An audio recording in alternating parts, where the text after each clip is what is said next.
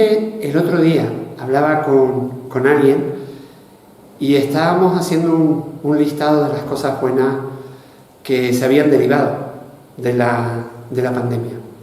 Y una era, pues, todo aquello que hemos aprendido, el cómo, pues, el Señor ha permitido que nos reinventáramos de diferentes maneras, buscáramos soluciones para las diferentes dificultades que habían surgido en ese tiempo.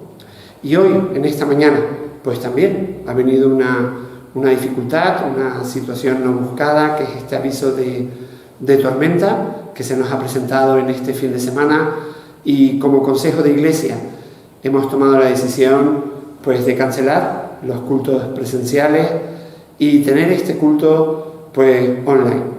En este momento, pues, nos encontramos en casa con nuestra familia, alrededor del portátil, del móvil o de la televisión, en el salón, y siendo también el culto de domingo, de hoy 25 de septiembre.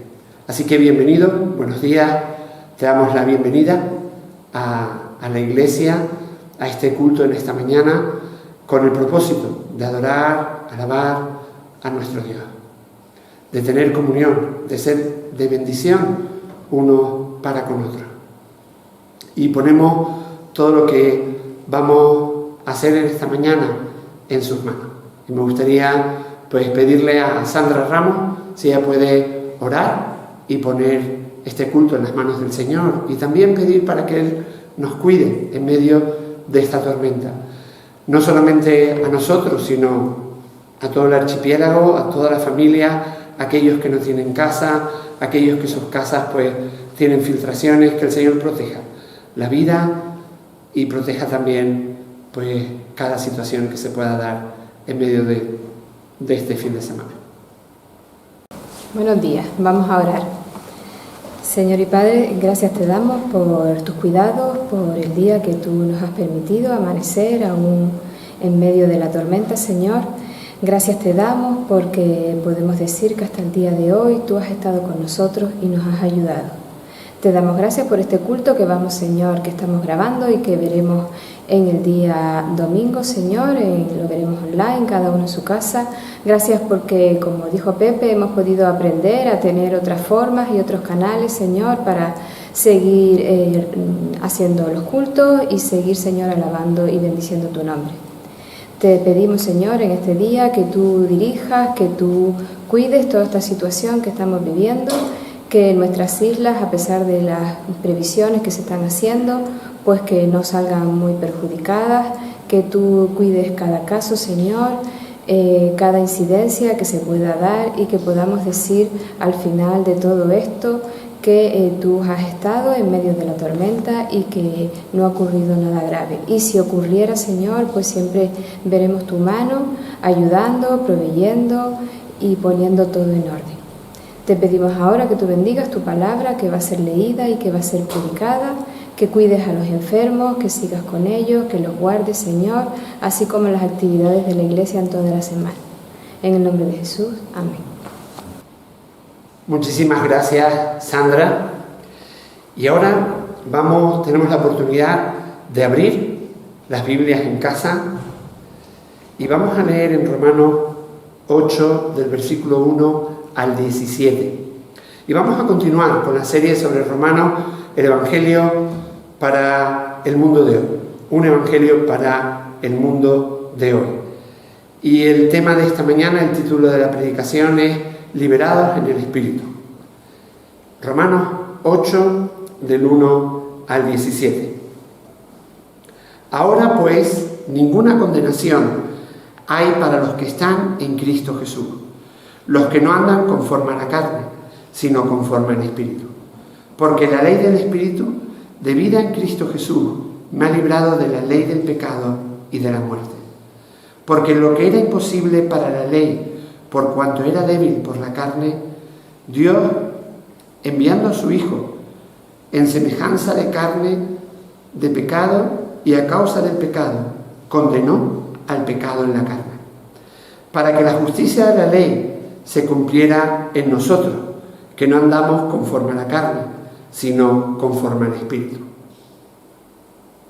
Porque los que son de la carne piensan en las cosas de la carne, pero los que son del Espíritu en las cosas del Espíritu. Porque el ocuparse de la carne es muerte, pero el ocuparse del Espíritu es vida y paz.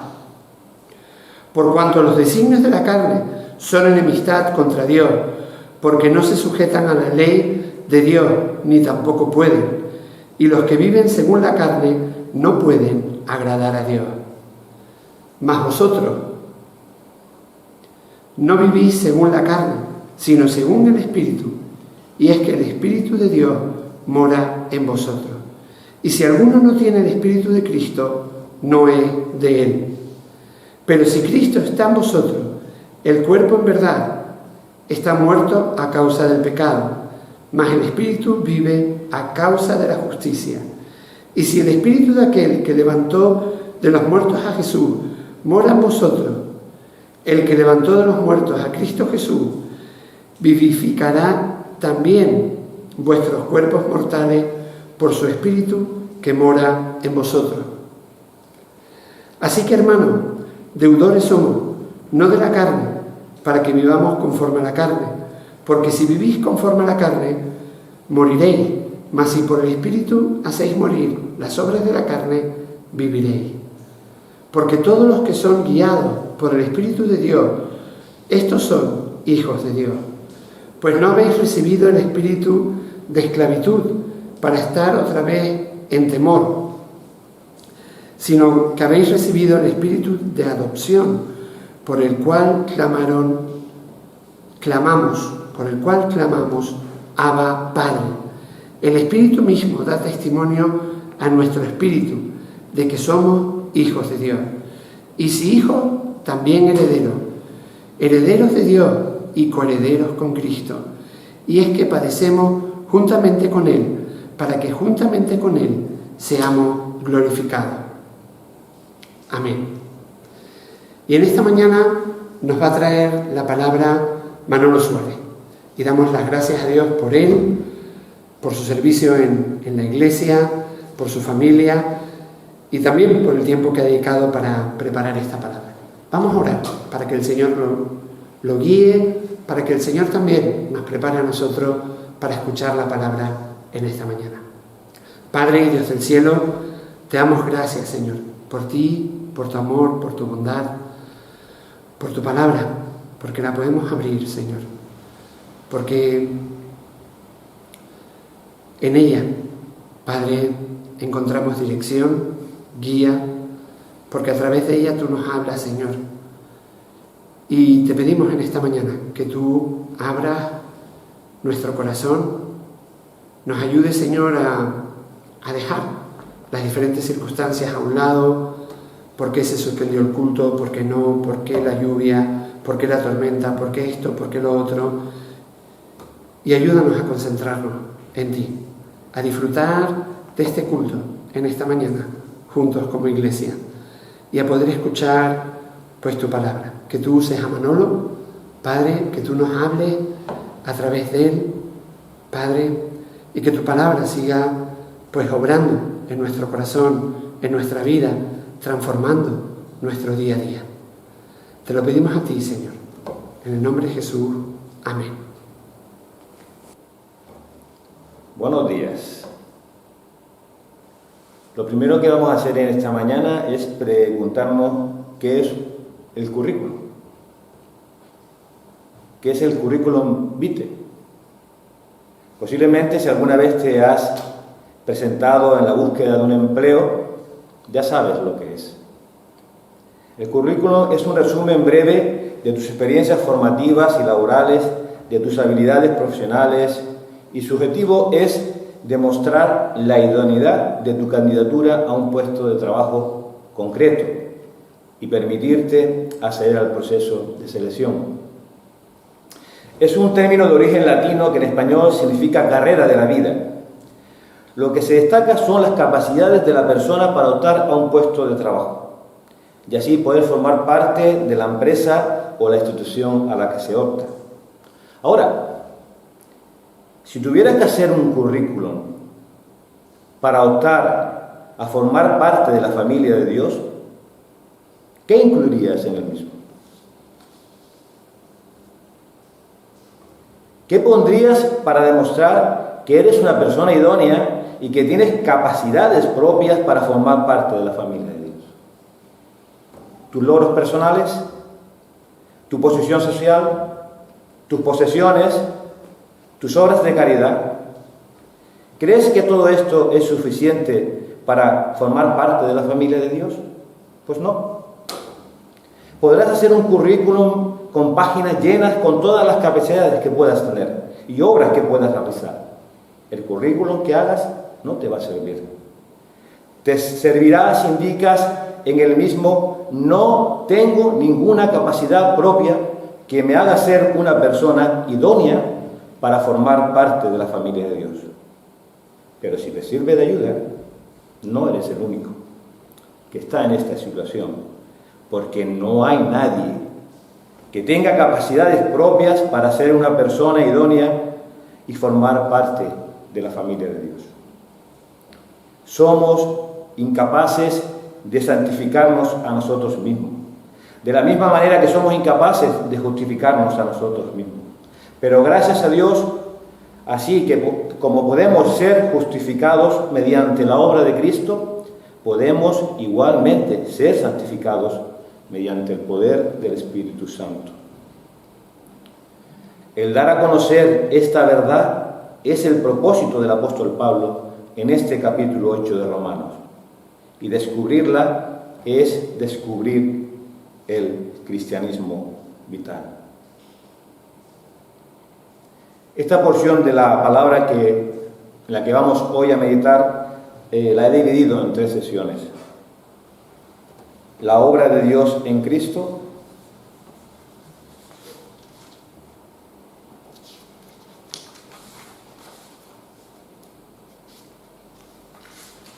la vida en el Espíritu y los deberes y privilegios en el Espíritu. Ya no hay condenación. Pablo da un grito de alegría y lo podría decir lo más alto, pero no más claro. Ahora pues ninguna condenación hay para los que están en Cristo. Pues tiene toda la fuerza en vista de lo que se ha dicho anteriormente. La afirmación ya no hay condenación está estrechamente vinculada con el argumento previo de Pablo en los capítulos anteriores. Y esto lo vemos en diversidad de versículos y textos bíblicos. Justificados pues por la fe, tenemos para con Dios por medio de nuestro Señor Jesucristo. Romanos 5:1. Pero ahora estamos libres de la ley por haber muerto para aquella que estábamos sujetos, de modo que sirvamos bajo el régimen nuevo del Espíritu y no bajo el régimen viejo de la letra. En estos pasajes el apóstol ha estado exponiendo el hecho que por medio del sacrificio voluntario de Cristo, sacrificio que cancela la deuda y santifica, los creyentes han sido liberados de la maldición de la ley. Y no es que la ley sea mala, sino que es la pena que todos merecemos por infringir la ley de Dios. A raíz de la entrada del pecado, la ley ya no puede ser considerada como un medio para obtener la salvación, ni tampoco tiene el poder de condenar. La ley es también el medio para expresar gratitud. La misma es objeto de la delicia de ellos, aun cuando una completa obediencia en la presente vida sea imposible, como vimos el domingo pasado. Esto no quiere decir que no haya vínculo entre Romanos 8:1 y el contexto que inmediatamente le precede, como vemos en Romanos 7:25. Gracias doy a Dios por Jesucristo, Señor nuestro, así que yo mismo con la mente sirvo a la ley de Dios, más con la carne a la ley del pecado. Hay una relación estrecha entre gracias a Dios por medio de nuestro Señor Jesucristo, en el 25 del 7, y por tanto no hay condenación. Para Pablo la no condenación significa libertad, no solo de la culpa del pecado, sino también de su poder esclavizante. Por tanto, ya no hay, en consecuencia, condenación alguna. Para ellos hay justificación y por ello salvación plena y gratuita. Por cierto, se debe una distinción entre la justificación y la santificación, pero esta distinción nunca debe llegar a convertirse en una separación. Calvino, considerado como uno de los autores y gestores de la Reforma protestante, ha dicho acerca de esto: así como Cristo no puede ser dividido, del mismo modo son inseparables estas dos bendiciones que recibimos conjuntamente con Él. Por tanto, ya no hay condenación para los que están en Cristo, los que pertenecen a Cristo. El Espíritu de vida me ha librado. Pablo habla de la ley del Espíritu de vida. Que el Espíritu Santo es vida en su misma esencia y que también imparte vida, tanto física como espiritual, es bien claro en un gran número de pasajes de las Escrituras de la Biblia. Y esta base o doctrina bíblica la podemos encontrar en el Salmo 51:11. No me eches desde delante de ti y no quites de mí tu Santo Espíritu. Como también lo podemos leer en Juan 6:63. El Espíritu es el que da vida, la carne para nada aprovecha. Las palabras que yo os he hablado son Espíritu y son vida. Y tampoco podemos dejar atrás el versículo 11 que leemos en este capítulo 8. Y si el Espíritu de aquel que levantó de los muertos a Jesús mora en vosotros, el que levantó de los muertos a Cristo Jesús vivificará también vuestros cuerpos mortales por su Espíritu que mora en vosotros.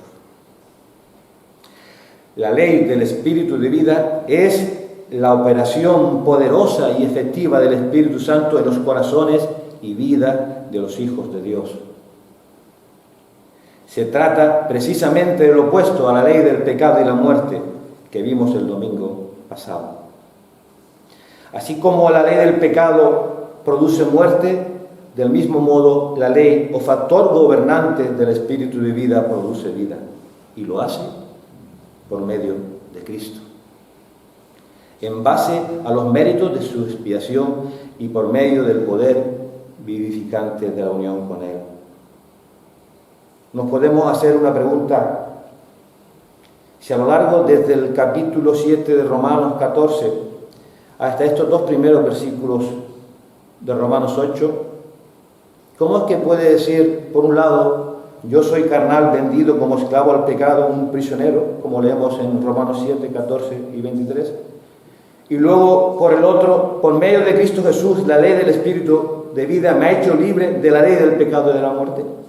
¿Cómo puede alguien que es esclavo y prisionero ser también una persona libre? ¿No está esto demostrando quizás una contradicción que hayamos interpretado mal o erróneamente los versículos 14 y 23 de Romanos 7? La respuesta es de ningún modo. Al contrario, cuando leemos estos pasajes, tantos 14 y 23 del Romanos 7 como el 1 y el 2 de este 8, decimos: qué maravillosa es la palabra de Dios.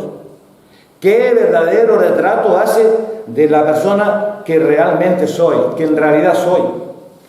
Por un lado, soy esclavo, prisionero, porque el pecado tiene un control tal sobre mí que no puedo llevar una vida sin pecado.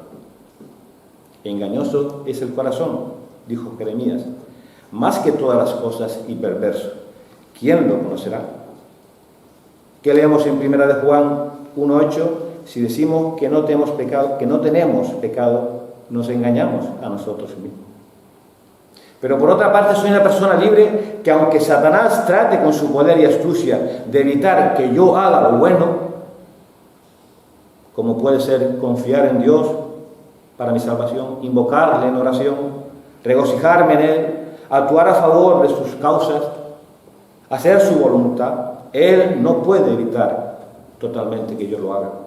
No puede prevenir completamente que yo experimente la paz de Dios, que sobrepasa todo entendimiento. Ese sentido de victoria que ya ahora poseo en principio y que poseeré en perfección en el futuro, me sostiene En todas mis luchas me regocijo en la libertad de Cristo, dijo el apóstol Pablo, que Cristo ha obtenido para mí. Así que el Espíritu de vida me ha librado.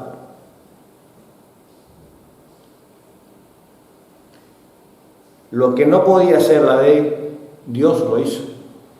Versículos 3 y 4. Porque lo que la ley no podía hacer debido a que era débil por causa de la carne, Dios lo hizo.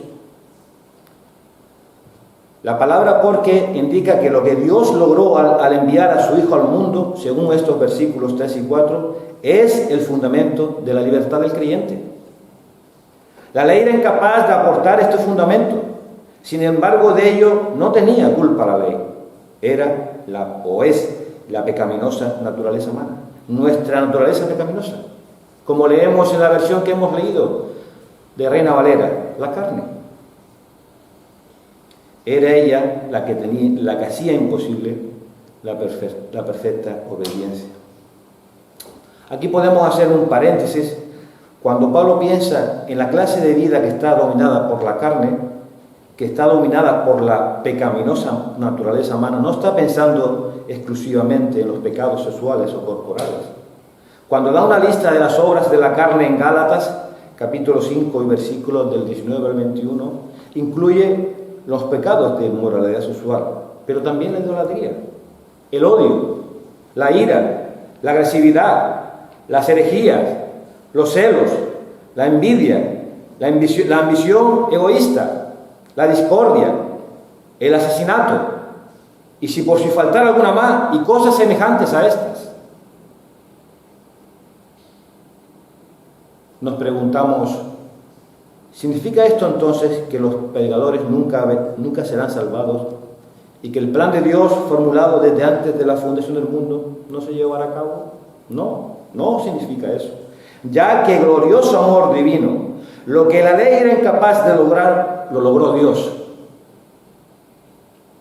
Lo que la ley era incapaz de lograr, lo logró Dios. Fue Él quien al enviar al mundo a su Hijo unigénito para morir por los pecadores, satisfizo las demandas de la justicia, liberando de esa manera a los pecadores e inundando sus corazones de amor por Dios y del deseo de hacer su voluntad, como un gesto de gratitud. Al enviar a su propio Hijo, qué profundidad de sentimiento, qué compasión, qué emoción hay en esta expresión. Los filósofos pueden argumentar que implícito en la doctrina de la inmutabilidad de Dios está el hecho de que el ser divino no puede expresar ninguna emoción. Y me pregunto, o te puedes preguntar, si tal deducción hace plena justicia a pasajes tales como los de esta epístola, como el presente y como el mismo del 32 de este capítulo 8, el que ni aun a su propio Hijo escatimó, sino que lo entregó por todos nosotros, para salvarnos. Dios no escatimó ni a su propio Hijo. En semejanza de carne pecaminosa. Este es un detalle que encontramos en estos versículos. En su encarnación, el divino Hijo tomó la naturaleza humana, de modo que a partir de ese momento tiene dos naturalezas, la divina y la humana, indisolublemente unidas, aunque reteniendo cada una sus propiedades y características. Pero Él tomó la naturaleza humana no como había salido originalmente de la mano del Creador, cuando leemos en Génesis y aquí que era bueno en gran manera, sino debilitada por el pecado, después del pecado de Adán, aunque permaneciendo sin pecado. No en carne pecaminosa, sino en semejanza de carne pecaminosa. Él se vació a sí mismo al tomar la forma de siervo. Aunque era rico, por amor se hizo pobre. Ante los ojos de sus contemporáneos, Jesús fue un hombre como todos los otros hombres. En la semejanza de pecado es una de esas frases de la Escritura que no omiten cambio alguno. Si fuera la semejanza de carne, sería el docetismo, que era una herejía cristiana que se desarrolló durante los primeros siglos del cristianismo y que se caracterizaba por considerar que el cuerpo de Jesús era aparente y que su humanidad no era verdadera, pues entonces Cristo sería un ser sin carne verdadera. Y si fuera solo la carne de pecado, sería el error de los ebionitas, seguidores de una doctrina de los primeros siglos de la cristiandad, que negaba la divinidad de Jesucristo, pues Cristo hubiera tenido carne pecaminosa. Pero semejanza de carne de pecado es doctrina y enseñanza bíblica del Evangelio. Cristo asumiendo nuestra carne, pero no su pecaminosidad. Y fue por el pecado. Él condenó el pecado en la carne para que el justo requisito de la ley se cumpliera en nosotros. ¿Por qué se volvió Dios hombre? Fue a causa del pecado. Esta frase podría significar para una ofrenda por el pecado, como también lo leemos en 2 Corintios 5:21, al que no conoció pecado, por nosotros lo hizo pecado, para que nosotros fuésemos hechos justicia de Dios en él. Pero el griego también podría sencillamente significar debido al pecado. El Hijo de Dios fue enviado para resolver el pecado. El verbo traducido condenó significa más que expresar desaprobación, ya la ley lo había hecho. Él pronunció la ruina del pecado. El pecado quedó allí en adelante destonado de su poder autoritario. En el cuerpo de carne y de sangre de un hombre, en el mismo territorio del pecado, por así decirlo, Dios condenó al pecado. Por su vida de obediencia perfecta y su muerte victoriosa y su resurrección, el reino del pecado sobre la naturaleza humana ha sido quebrado, está roto. Dios hizo lo que la ley no podía hacer, librar al hombre de su pecado. En nuestra segunda sesión entramos en la vida del Espíritu. Y esta la encontramos desde los versículos 5 al 11. Y aquí vamos a encontrar a dos grupos de personas. Los que andan conforme a la carne y los que andan conforme al Espíritu. Como indica la palabra, porque el versículo 5 lo podemos considerar como una unidad y da una descripción adicional de las dos clases de personas que se hace referencia en el versículo anterior, en el 4. Los que andan conforme a la carne y los que andan conforme al Espíritu. Los que andan conforme a la carne permiten que sus vidas sean determinadas por su pecaminosa naturaleza humana. Ponen sus mentes, están muy profundamente interesados, hablan constantemente, se ocupan y se glorían en las cosas de la carne, es decir, de la pecaminosa naturaleza humana. Ahora, los que viven conforme al Espíritu y que se someten por ello a la dirección del Espíritu, concentran su atención y se dedican a aquello que es del agrado del Espíritu. Entre el conflicto entre Dios y la pecaminosa naturaleza humana, el primer grupo se pone al lado del pecado y el segundo toma el lado de Dios. Y el argumento de Pablo va en la misma dirección cuando él escribe en Gálatas: porque el deseo de la carne es contra el Espíritu y el del Espíritu contra la carne, y estos se oponen entre sí, para que no hagáis lo que quisierais. La carne y el Espíritu son dos maneras de vivir que están en conflicto mutuamente. El ocuparse de la carne es ser incapaz de hacer las cosas del Espíritu. El pensar en las cosas del Espíritu es ser incapaz de hacer las cosas de la carne. El ocuparse del Espíritu es vida y paz. Puede también esperar la paz, la certeza en el ser interior de que los pecados pasados están perdonados, que los sucesos del presente, no importa si son dolorosos, son contrarrestados para bien, y que nada que pueda ocurrir en el futuro podrá separarle del amor de Dios en Cristo. Este tipo de paz implica una liberación del temor y de la inquietud. Implica el contentamiento, un sentimiento de seguridad y una tranquilidad interior. Cuando Pablo dice, pero la mente del Espíritu es vida y paz, ¿quiere decir él que el creyente nunca está turbado? ¿Quiere decir que el corazón y la mente del cristiano están siempre colmados de perfecta paz y que por ello la exclamación miserable de mí no podría haber sido pronunciada por el Hijo de Dios? ¿Cuál debe ser la respuesta? La respuesta debe ser de ningún modo. Aunque la disposición de la persona cuya vida está controlada por el Espíritu Santo es efectivamente de vida y paz, esto no significa que tal persona ya no sienta pesar profundo por su pecado, ni desee ser librado del mismo. En realidad, cuanto más completamente está bajo el control del Espíritu, el conocimiento del cual le da vida y paz, tanto más se lamentará de la pecaminosidad que aún permanece en él y luchará contra ella. La idea del creyente es una persona que siempre está equilibrada, debería ser abandonada. La vida del creyente no es tan fácil. Quizás creo que es tremendamente compleja.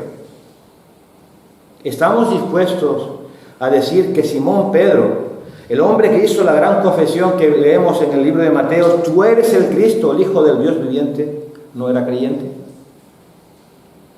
¿Y qué dijo Dios acerca de él? Bienaventurado eres Simón, hijo de Jonás, porque no te lo reveló carne ni sangre, sino que mi Padre que está en los cielos fue el que te lo reveló. Sin embargo, fue Pedro quien más tarde negó al Señor, y no solo una vez, sino 3 veces.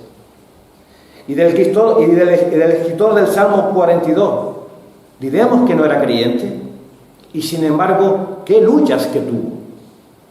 Fueron mis lágrimas y mi pan de día y de noche. ¿Dónde está tu Dios? ¿Por qué te abates, oh alma mía, y te turbas dentro de mí?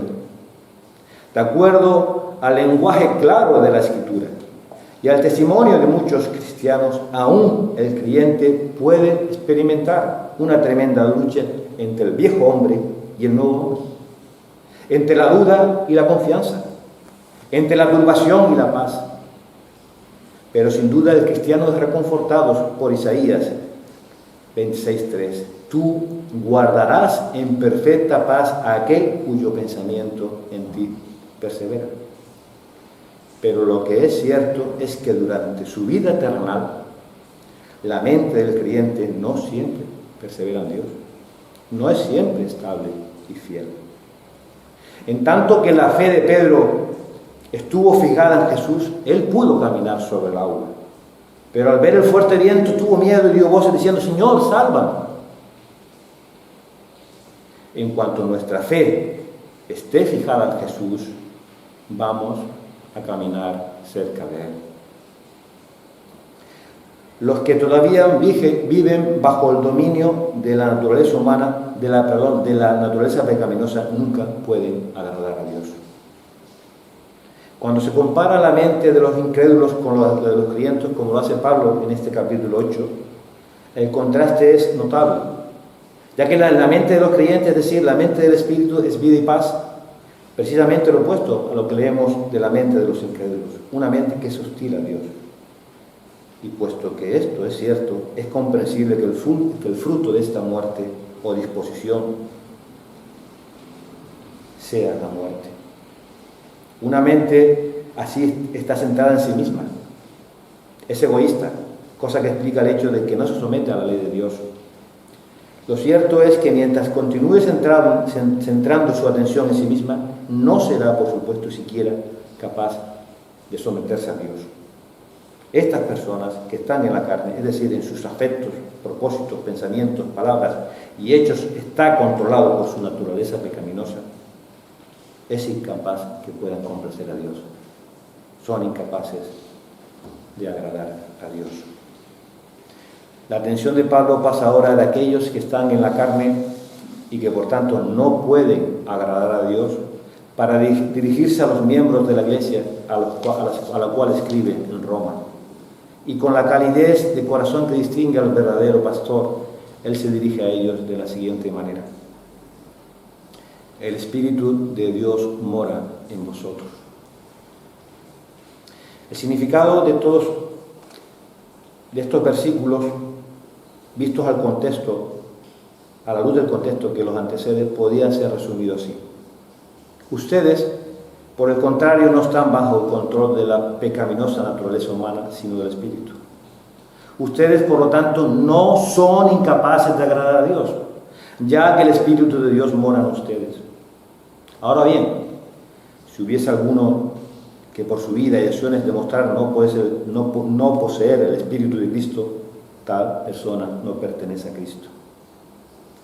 Pero si Cristo vive en ustedes, entonces, aunque por causa del pecado el cuerpo deba morir, aún así, por haber sido ustedes justificados, el Espíritu, que es en sí mismo vida, vive en ustedes. Y ese Espíritu, como sabemos, el que resucitó a Jesús de entre los muertos, mora en ustedes. Entonces aquel que resucitó a Cristo de entre los muertos también partirá vida en el día de la resurrección a vuestros cuerpos mortales, y Él lo hará por medio del Espíritu que mora en ustedes. El versículo 9 no está dirigido a los santos que están en el cielo, sino a los que viven en Roma. Mas vosotros no vivís según la carne, sino según el Espíritu, si es que el Espíritu de Dios mora en vosotros. Estos hombres a quienes Pablo se dirige todavía estaban en el cuerpo, pero ya no estaban en la carne. El hombre interior del creyente está bajo la fuerza motivadora y capacitadora del Espíritu Santo. Para el cristiano la carne está muerta y depuesta. Está excluida de la participación en el reino de Dios. Esa es la razón por la cual Pablo puede hablar de una vida de acuerdo a la carne, pero nunca puede hablar de una vida de acuerdo al cuerpo, al hombre, de quien el Espíritu hace su hogar. Dios le dice: tu cuerpo es el templo del Espíritu Santo que está en ti. Por lo tanto, glorifica a Dios en tu cuerpo. Y si alguno no tiene el Espíritu de Cristo, no es de Él.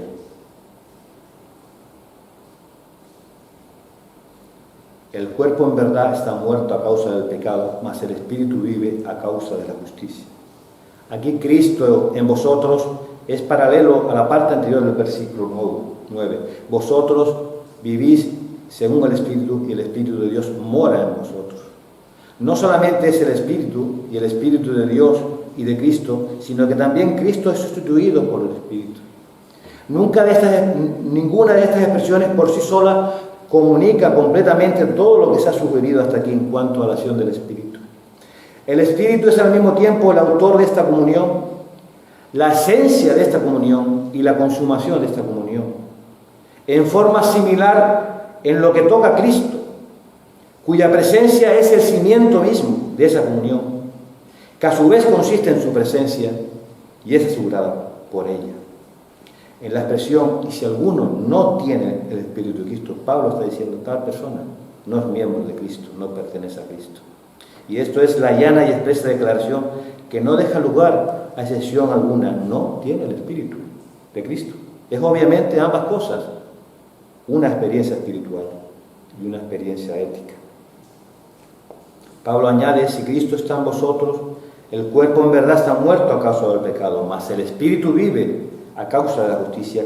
Y si el Espíritu de aquel que levantó de los muertos Jesús mora en vosotros, el que levantó a los muertos de Cristo Jesús vivificará también vuestros cuerpos mortales por su Espíritu que mora en vosotros. Aquí ambos, un don futuro y una gracia presente, se funden uno con otro. La referencia es indudablemente a la resurrección del cuerpo que ocurrirá cuando Cristo retorne. Ese día nuestros cuerpos mortales serán vueltos a la vida. Pero como creyentes tenemos ahora las primicias del Espíritu, como leemos en Romanos 8:23. La resurrección de Cristo fue el principio de cada bendición que nosotros tenemos ahora, gracias y a través de Él. A través del Señor resucitado hemos recibido aún ahora el poder vivificador del Espíritu Santo. Y entramos ya en nuestra última sesión, nuestro último apartado. Obligaciones y privilegios en el Espíritu. Tenemos una deuda o obligación.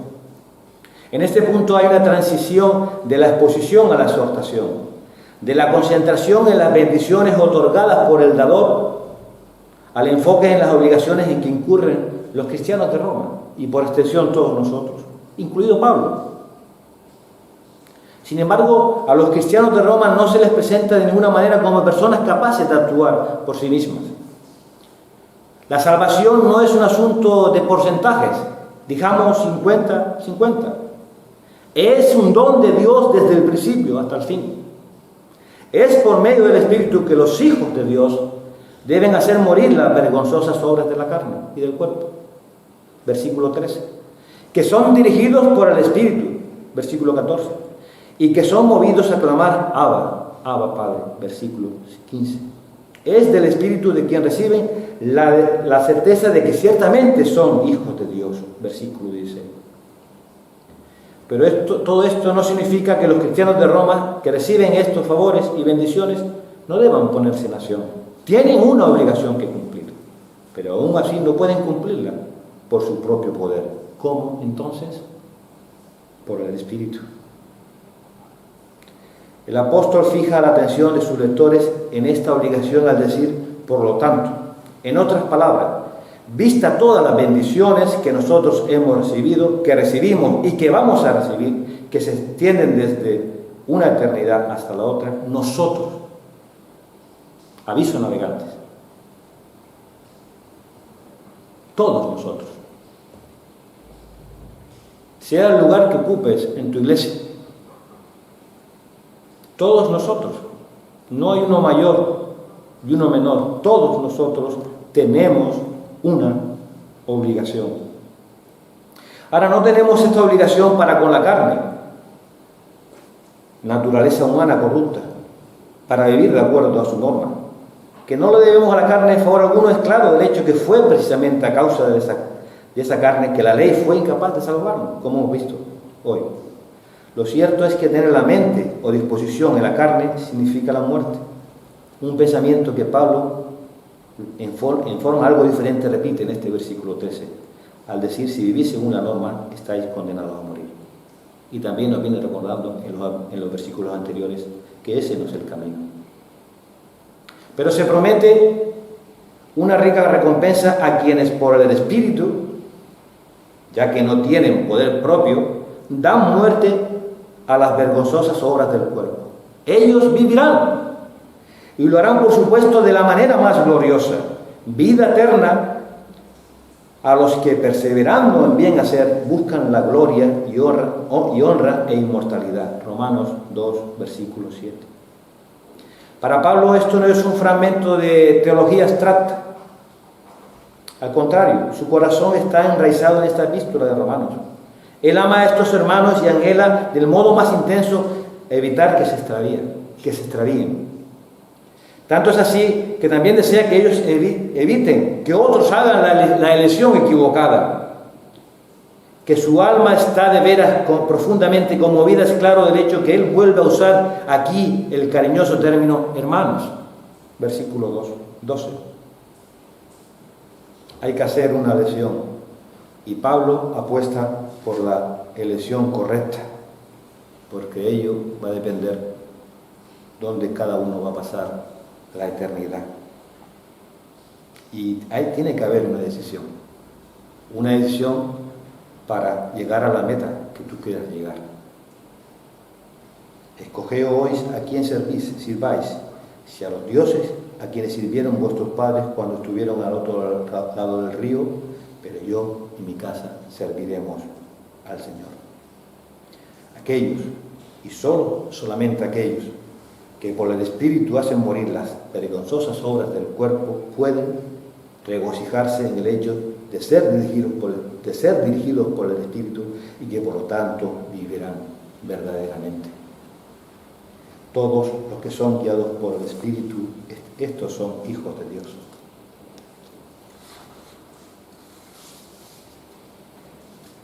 Los que están haciendo morir las vergonzosas obras del cuerpo, pueden hacerlo porque ellos, por ser hijos de Dios, son constantemente dirigidos por el Espíritu.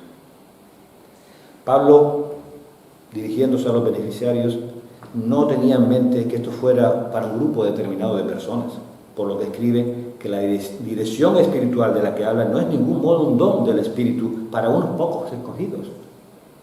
Tiene que ver con todo cristiano. Todo hijo de Dios es dirigido por el Espíritu, y todo aquel que es dirigido por el Espíritu es un hijo de Dios. Y los dirigidos por el Espíritu son aquellos a quienes se les describe como los que están en el Cristo, Jesús, como Romanos 8:1. Los que andan conforme al Espíritu, versículo 4. En quienes mora el Espíritu, versículos 9 y 11. Y los que hacen morir las vergonzosas obras del cuerpo, versículo 13. Y su naturaleza, ¿qué significa entonces la dirección del Espíritu Santo? Pasamos así de la voz pasiva a la activa, significa la santificación. Se trata de la influencia constante, efectiva y beneficiosa que el Espíritu Santo ejerce en los corazones y vidas de los hijos de Dios, capacitándolos cada vez más para poder aplastar al poder del pecado que mora en ellos y para andar libre por el camino de los mandamientos de Dios. Y la influencia que el Espíritu Santo ejerce no es esporádica, sino constante. No es meramente guía, sino también controla. Ser dirigido por el Espíritu significa algo más que ser guiado, porque, por cierto, el Espíritu es también nuestra guía, como leemos en las Escrituras. Pero cuando venga el Espíritu de verdad, Él os guiará a toda la verdad. Pero la dirección que el Espíritu proporciona es mucho más que una mera indicación respecto al rumbo que debemos seguir. La idea que nos trae a la mente no es tanto la del guía indio que indicó el paso que permitió el cruce de la cordillera, sino la de la gente que trajo al ciego de Jericó. Simplemente indicarle el camino a este hombre no lo hubiera guiado, era ciego. Cuando el Espíritu Santo dirige a los creyentes, Él se transforma en la influencia rectora de sus vidas, llevándoles al fin a la gloria. Y otra de la influencia que ejerce el Espíritu es que no reprime, sino que ayuda y anima. Cuando el Espíritu Santo guía al Hijo de Dios, la responsabilidad y actividad de este último no es cancelada o oprimida. El ciego de Jericó no fue llevado en andas a Jesús, él caminó por su cuenta. Es precisamente como lo definió un teólogo cristiano. Aunque no cabe duda que es el Espíritu Santo el que nos mantiene en la senda y nos lleva al fin de la meta, somos nosotros los que damos cada paso del camino. Son nuestros miembros los que se fatigan por el esfuerzo, nuestros corazones los que desfallecen, nuestra fe la que revive nuestra debilitada energía, nuestra esperanza la que instala nuevo valor en nuestros corazones, mientras nos esforzamos por subir la empinada pendiente. El espíritu de adopción, ya nos queda el espíritu de adopción. Bendita certeza. Uno podría resumir el significado de estos versículos como sigue: ustedes, los que son dirigidos por el Espíritu, no son esclavos, sino hijos. Habiendo sido adoptados como hijos, ustedes ya no están llenos del espíritu de esclavo, el temor. Ya no están oprimidos por el miedo como lo estaban cuando todavía vivían en el paganismo o en el judaísmo. Muy al contrario, ustedes han recibido el Espíritu Santo, que transforma a esclavos en hijos. A ese espíritu ni siquiera se le ocurriría llenarnos otra vez de temor. Ese espíritu nos llena del sentido de libertad y confianza, de modo tal que al acercarnos a Dios pronunciamos esa exclamación de feliz reconocimiento, de dulce respuesta, de abrumadora gratitud y confianza de un hijo. Abba, Padre. En realidad lo que sucede es que ese espíritu confirma aquello de lo cual nuestras propias almas regeneradas ya testifican, que nosotros los creyentes somos hijos de Dios, puesto que hemos sido adoptados por Él. Así que el primer privilegio de un hijo adoptado es entonces llamar Padre a Dios. Mediante la presencia de Cristo en su interior y la obra de su Espíritu, nuestra condición filial o de hijo se vuelve una bendita experiencia de comunión con Dios. El segundo privilegio de un hijo adoptado es que se vuelve heredero de la riqueza de su padre adoptivo, como Pablo indica a continuación, y si hijos, entonces herederos. La posición de ser hijo implica la de ser heredero, cosa que a su vez implica la existencia de una herencia reservada para nosotros. Que esta herencia está reservada para el futuro es algo que Pablo aclara al decir, compartiremos su gloria. En los versículos 11 y 13 el apóstol ya ha encendido la esperanza de aquellos a quienes se dirige. Él había señalado glorias por venir para el cuerpo como para el alma. Ahora se aplica a ampliar el tema y nos dice algo al respecto del testador, de la herencia y de los herederos. El testador, para que haya una herencia, debe de haber alguien que la legue. Nuestro pasaje no deja dudas respecto a la identidad de este testador. Se lee allí herederos de Dios, queriendo decir que, por supuesto, Dios es el testador.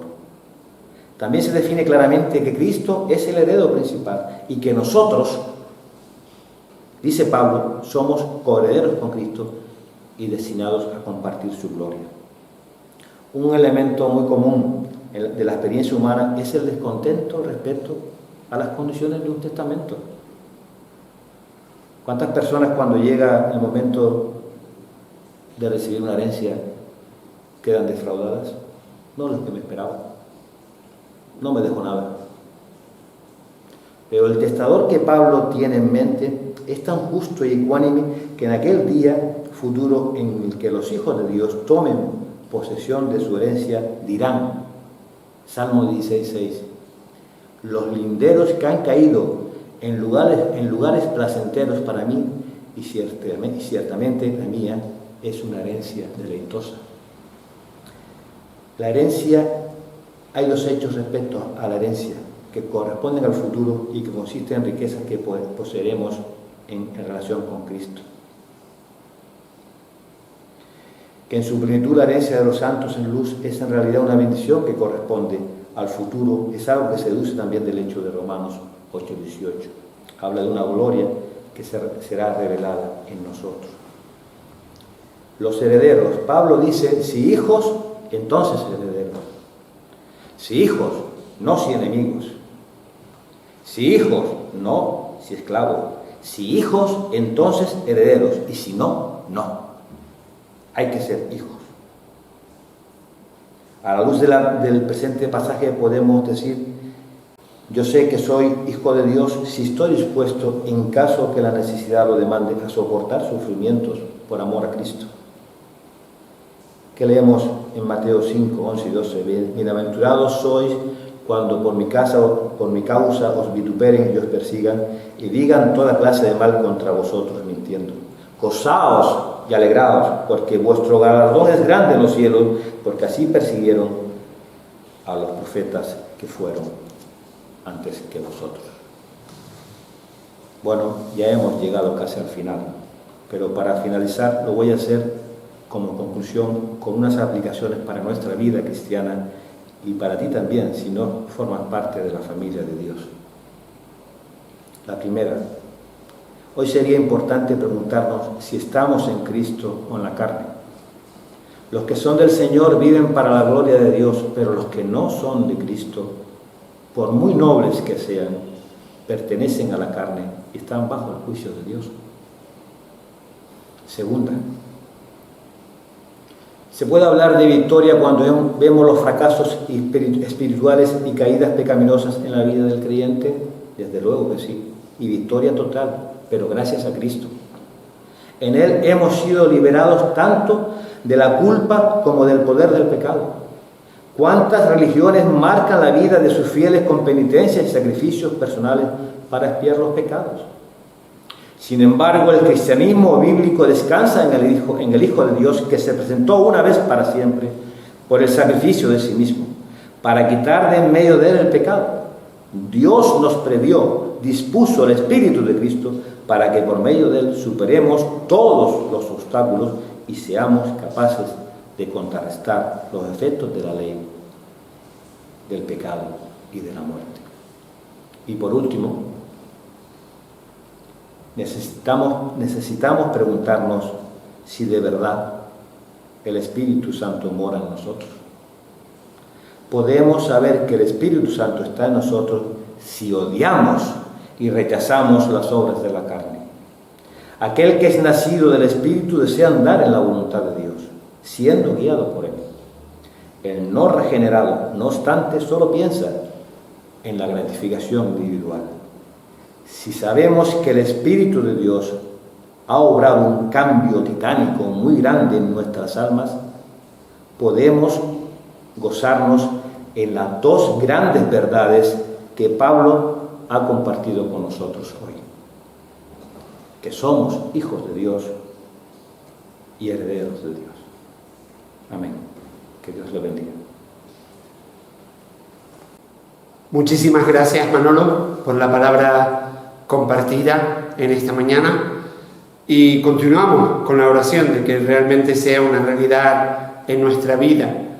Una iglesia viva, es decir, el conjunto de hombres, de mujeres, de familias que se congregan en una iglesia local, no es que tenga muchas actividades. Una iglesia viva es que realmente viva lo que acabamos de escuchar en esta mañana, que el Espíritu sea una realidad en ella.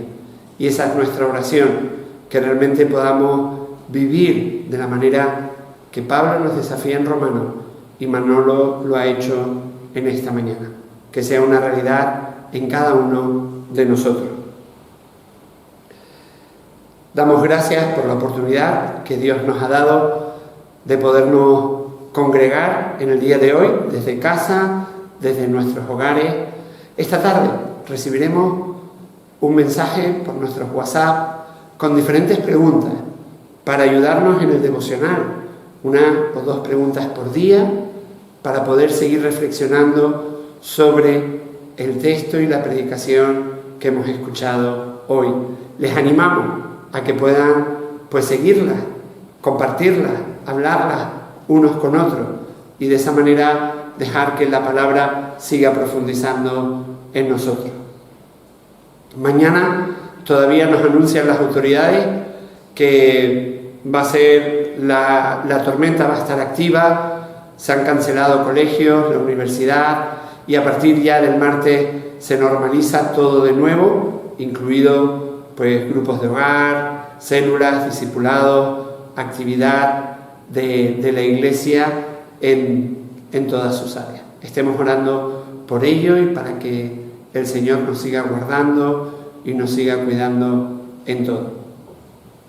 Leemos en 1 Tesalonicenses 5:23: y el mismo Dios de paz os santifique por completo, y todo vuestro ser, espíritu, alma y cuerpo sea guardado irreprensible para la venida de nuestro Señor Jesucristo. Fiel es el que os llama, el cual también lo hará. Amén. Que tengan un domingo muy bendecido. No perdamos la oportunidad ahora de, al acabar, de poder orar en familia, unos por otros, de poder coger el teléfono, el WhatsApp y de podernos saludar aún en la distancia. Que Dios te guarde.